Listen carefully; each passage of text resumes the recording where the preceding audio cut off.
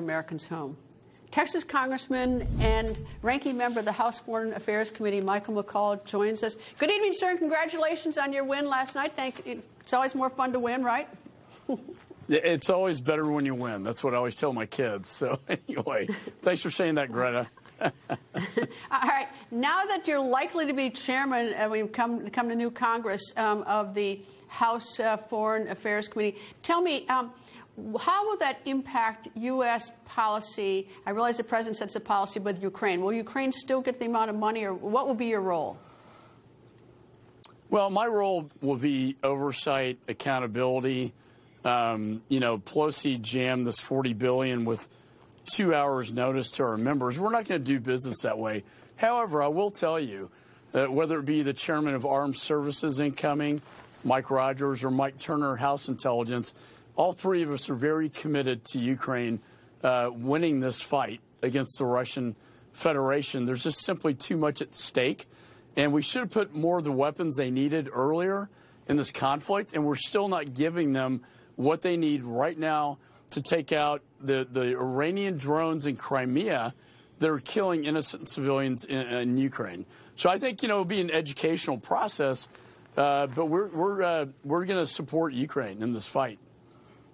I've also read that you're interested in looking at providing oversight, investigating, whatever the word is, our withdrawal from Afghanistan. Specifically, what questions do you have? What's there in your mind that you want to get answered? How did it go so wrong? What was the plan? There wasn't a plan. What was the dissenting cable coming from the embassy in Kabul, where 23 State Department officials objected to the policy of the United States? It's a very unique channel they have. And the State Department has not worked with us. I did this investigation, this report. All this needs to come out. Why were Americans left behind? Why were Afghan partners left behind? Why is China in there now getting trillions of dollars of lithium and potentially taking over Bagram Air Base? What a horrible result. And I think the veteran deserves the answer to that question, was it worth it? And I would say it was worth it. We stopped the 9/11 from happening. But this was a trigger, Greta, as I argue, with Putin invading Ukraine, with Chairman Xi in Communist China looking at Taiwan, the Ayatollah, Kim Jong-un. It's all interconnected. All right, you mentioned China a couple times.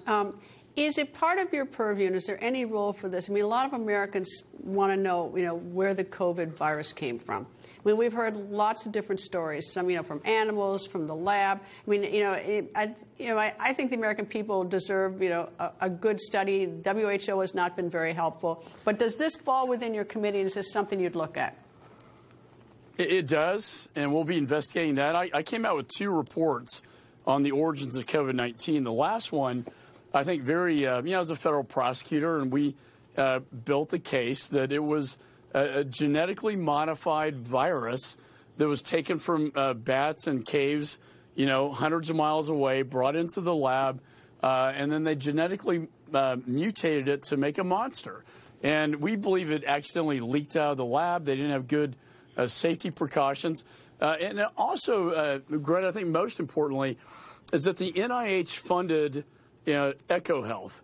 EcoHealth was the company with Peter Daszak who worked with the bat lady to genetically modify this virus. The American people in the world deserve to know the truth here. And we're going to call the witnesses under subpoena to have them be accountable. President Xi has certainly indicated his eyes on Taiwan, and President Biden has sort of he has had sort of a squishy statements on it. He says that we will do everything to defend, and then as soon as he has said that on 1 or 2 occasions, the White House walks it back.